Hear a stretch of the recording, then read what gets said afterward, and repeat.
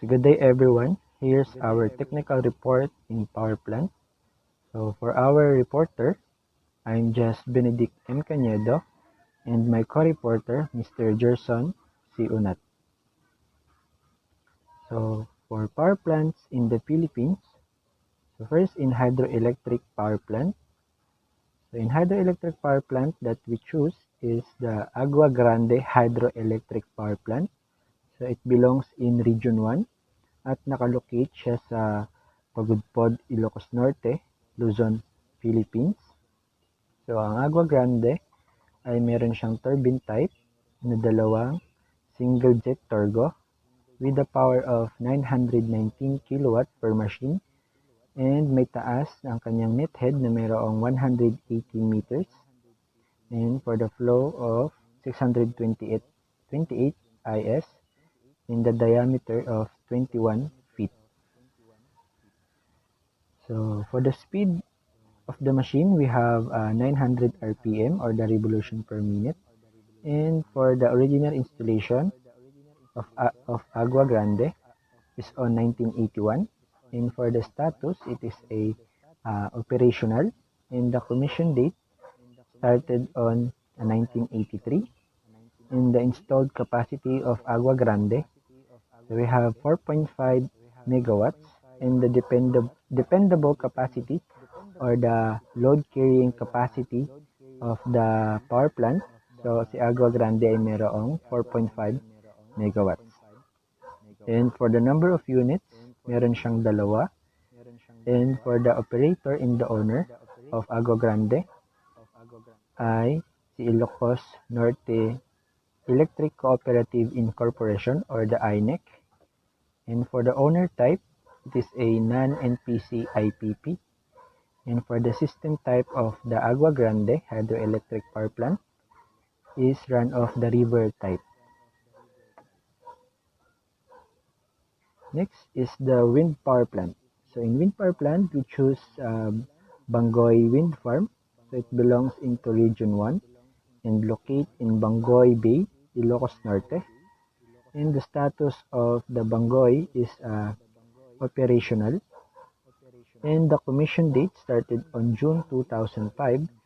And the installed capacity of Bangoy Wind Farm, we have 33 megawatts. And the dependable capacity, we have 33 megawatts. And for operator and owner of Bangoy Wind Farm is North Wind Power Development Corporation or the NWPDC. And for the owner type, it is a non-NPC IPP.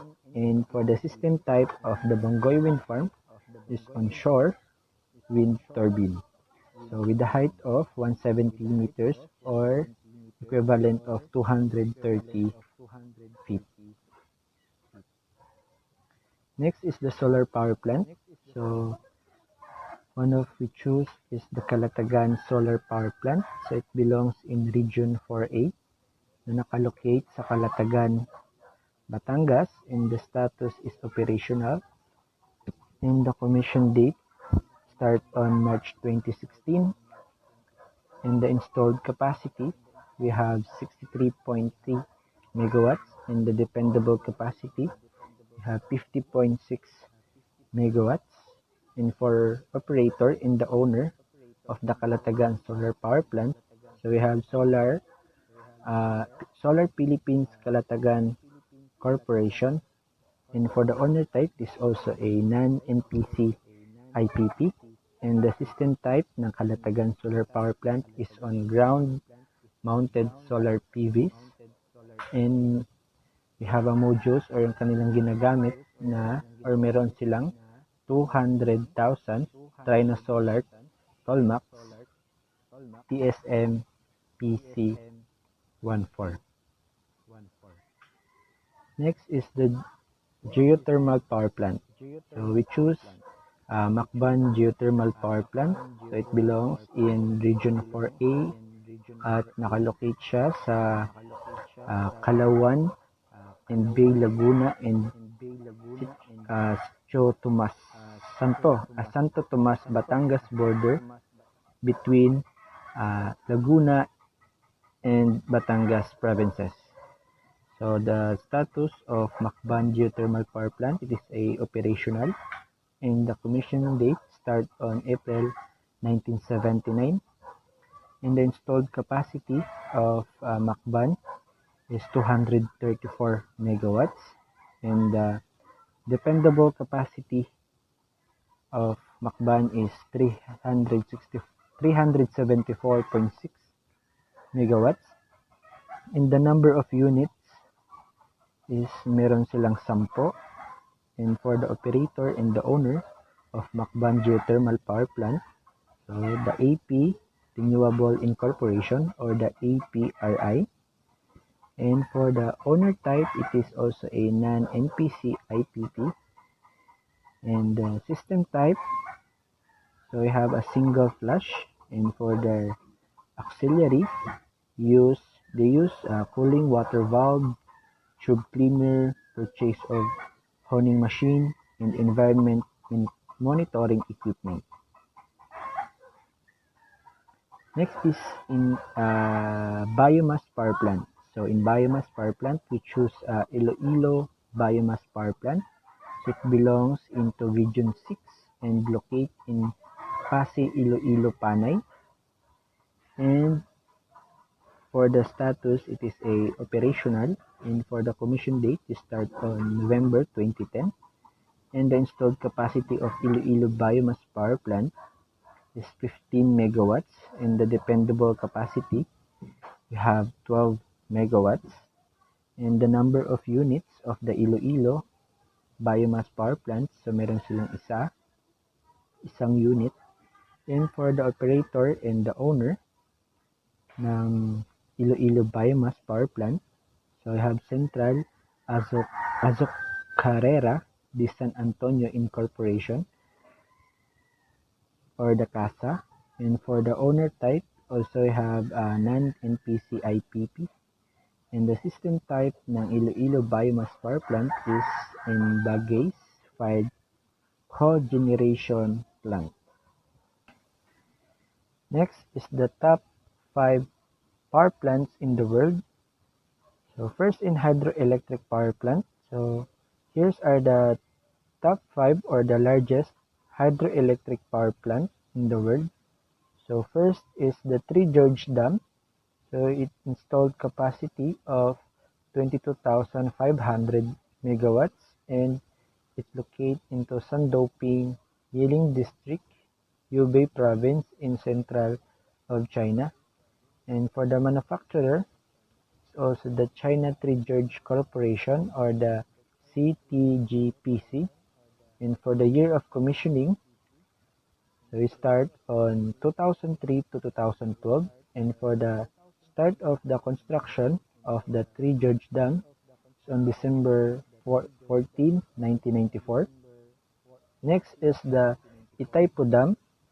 So in Itaipu Dam, it installed capacity of 14 gigawatt, and it located in Foz do Iguaçu, Hernandarias border between Brazil and Paraguay. And for the year of commissioning, started on 1984, and for the start of construction, it start on 1971. Next, the top largest power plant in hydroelectric is the Silodo Dam. So it installed of capacity of 13,860 gigawatts, and it located into Jinsha River in central province of China. And for the year of commissioning, it started on year 2013, and for the start of construction, started on 2005. Next is the Belo Monte Dam. So it installed capacity of 11,233 gigawatts, and it located into Shinju River in Brazil, and started year of commissioning on 2016 and started on construction in 1975. Next is the Guri Dam. So in Guri Dam, it installed capacity of 10,200 gigawatts, and it located into Caroni River, Venezuela. And for the manufacturer of the Guri Dam is the CVG Electrification del Caroni CA. And for the year of commissioning, they started in 1978, and the start of construction is on 1961. Next is in wind power plant. So here's are the top or the largest power plant in wind. So first is the uh, Huiquan Wind Power Base in China. So it installed capacity of or generate 20 gigawatts. It located into Gansu province in China. And the year of commissioning, they started in on November 10, 2010, and for the construction is on 2009. Next is the Mupandao Wind Farm in India.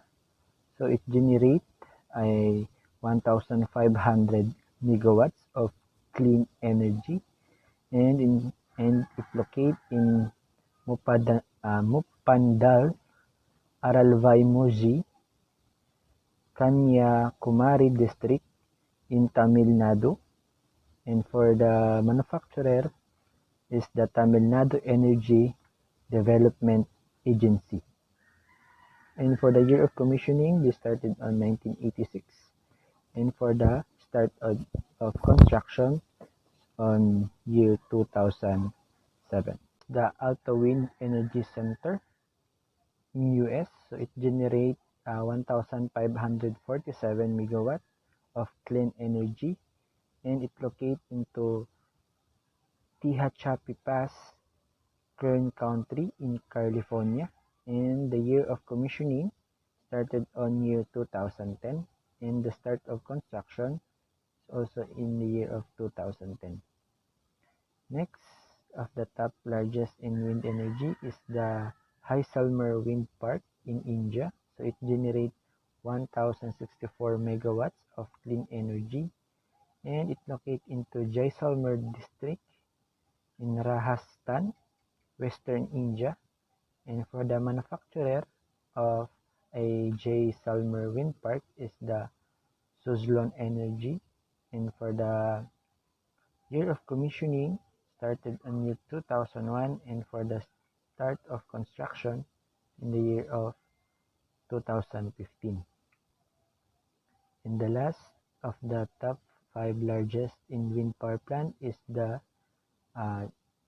Shepherd's Flat Wind Farm in US. So it generates 845 megawatts of clean energy, and it located into near Arlington in Oregon. And the year of commissioning started on September 2012, and the start of construction the year of 2009. Power plant. So here are the top 5 or the largest solar power plant in the world. So first is the Badla Solar Park in India.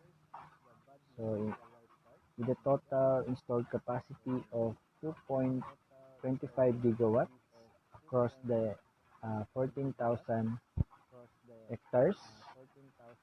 And for the location, so it located into Badla in the Jodhpur district of Rajasthan.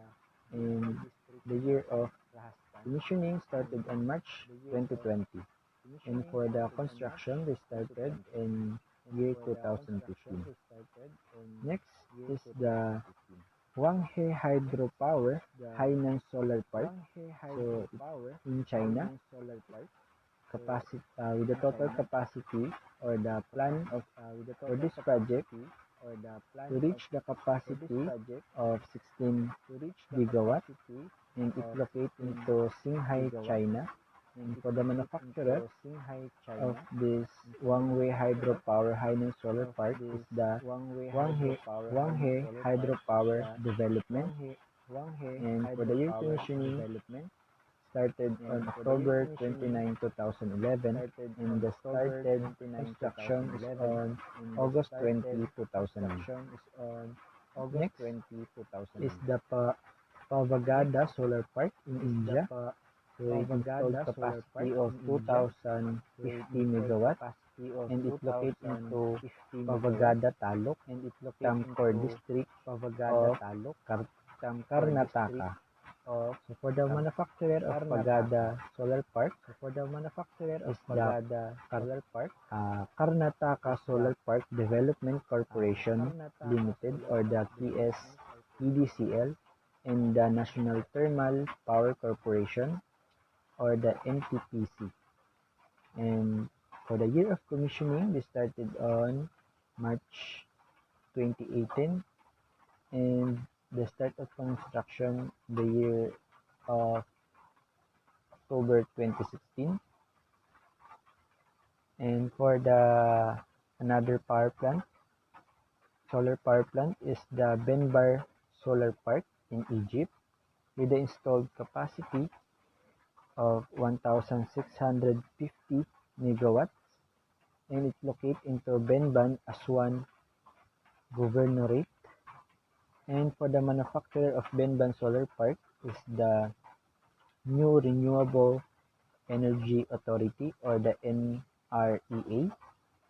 And the year of commissioning started on year 2019, and for the construction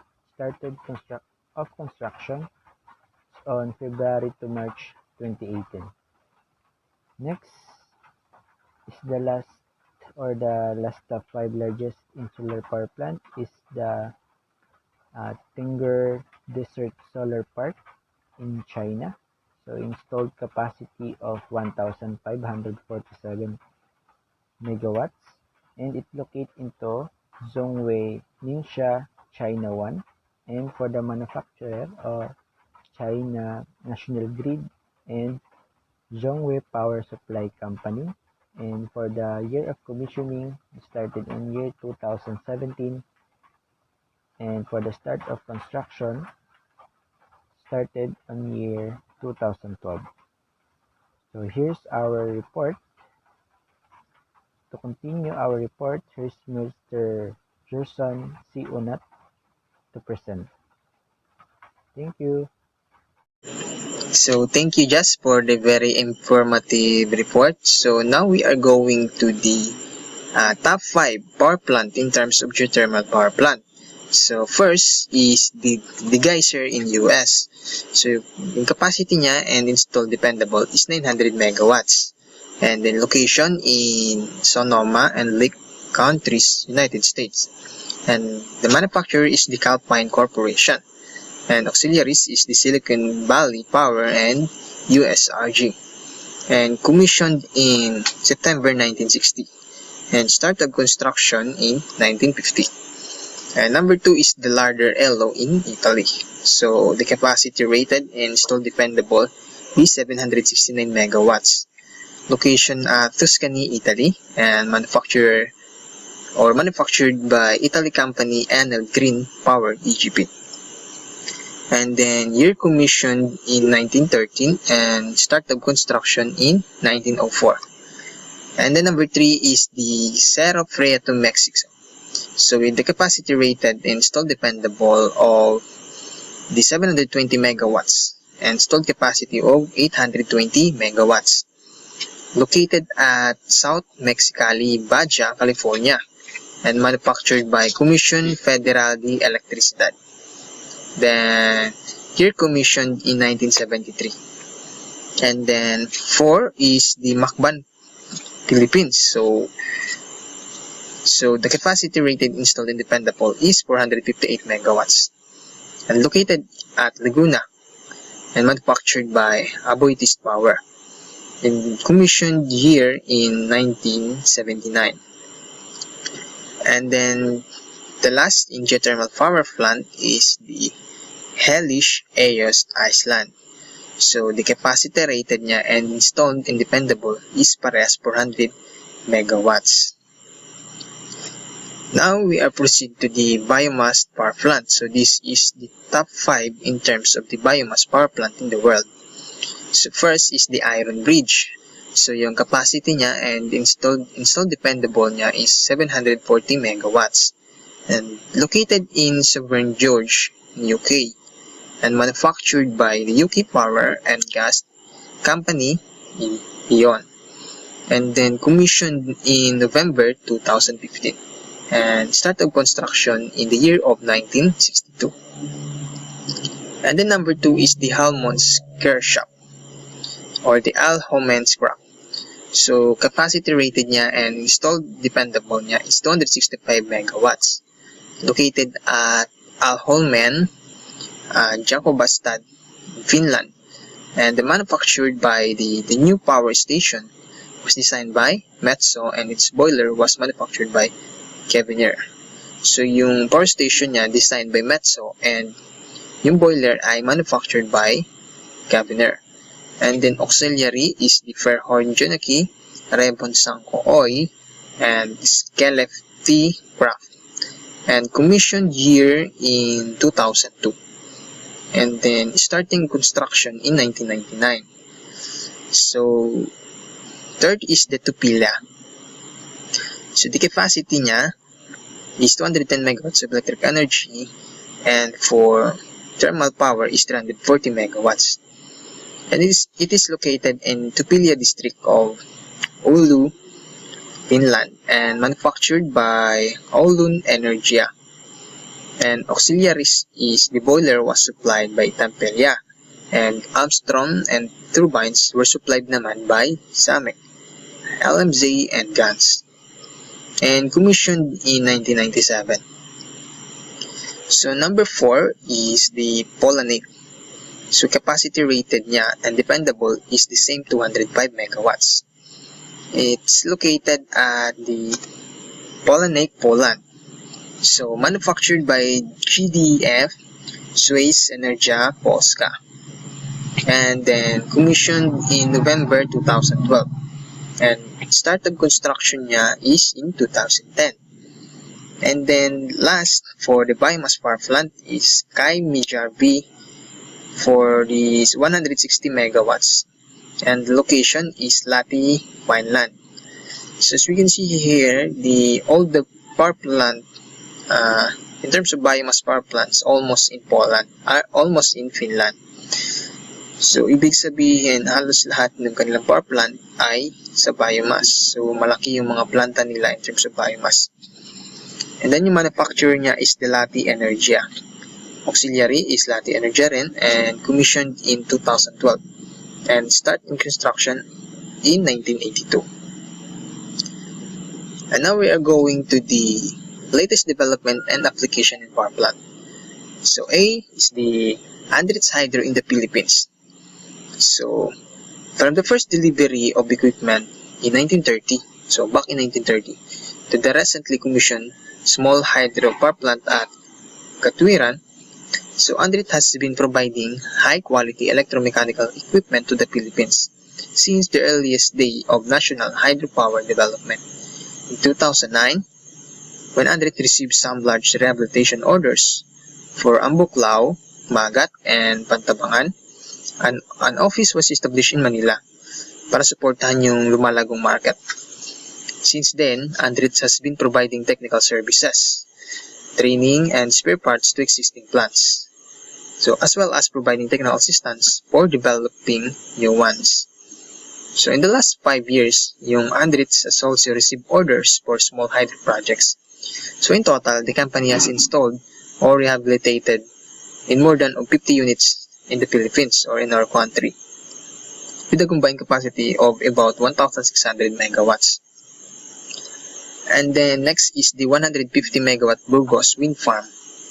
So the project consists of the una is the installation of 503 megawatts wind turbine generator supplied by Vestas Wind Systems, A over S, Vestas 4, and ancillary plant equipment. Then pangalawa is construction of a 43 kilometer for about 115 kilovolt transmission line. And pangatlo is construction of substation in Burgos and the expansion of an existing substation in Lawag, Ilocos Norte. Then pangatlo is utility scale solar power plants. So project development activities are interrelated and often are carried out in parallel. So the technical aspect that determines plant design and energy yield are accompanied by effort to secure permits, licenses, and financing. Assessments are repeated an increasing level of details and certainly as the project moves forward. So for example, a preliminary design is initially developed or pre-feasibility study along with a high-level assessment of the regulatory environment and price of power. So enabling a back-of-the-envelope analysis to be carried out to be determined whether the project meets investor requirements. Letter D is the geothermal turbine generator by Fuji Electric.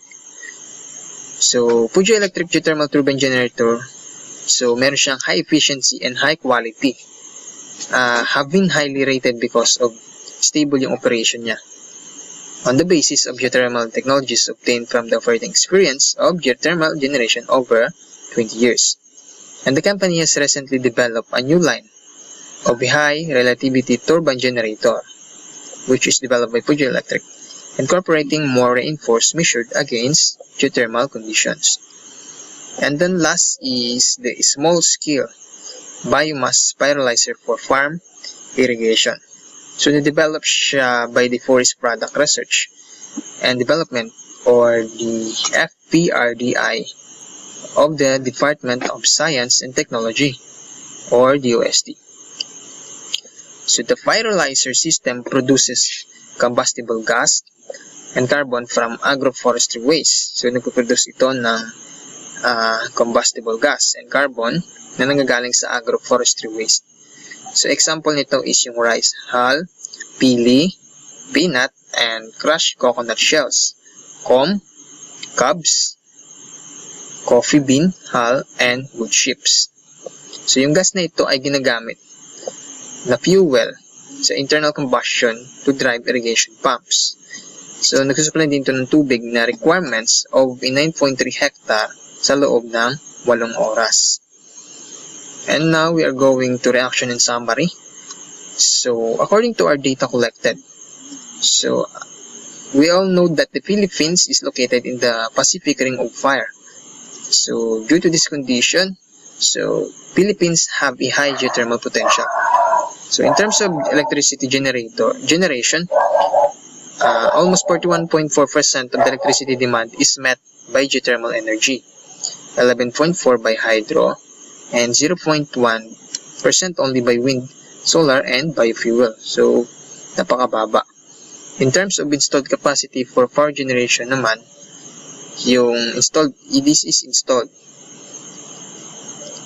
Yung hydro naman yung pinakamataas, which is 63.2%.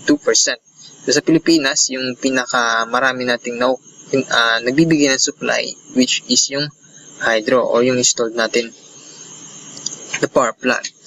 And we have 35.1% naman sa geothermal and 1.1% naman sa biomass and 0.6 lang doon sa wind and 0.1 lang doon sa solar. So, even in the top 5 largest power plant in the world, geothermal power plant have the greatest contribution in terms in capacity and dependable. So, located ito at Sonoma and Lake Countries, United States. So, that's all. Sana marami po kayo natutunan. And again, good day sir and have a blessed day. So marami pong salamat.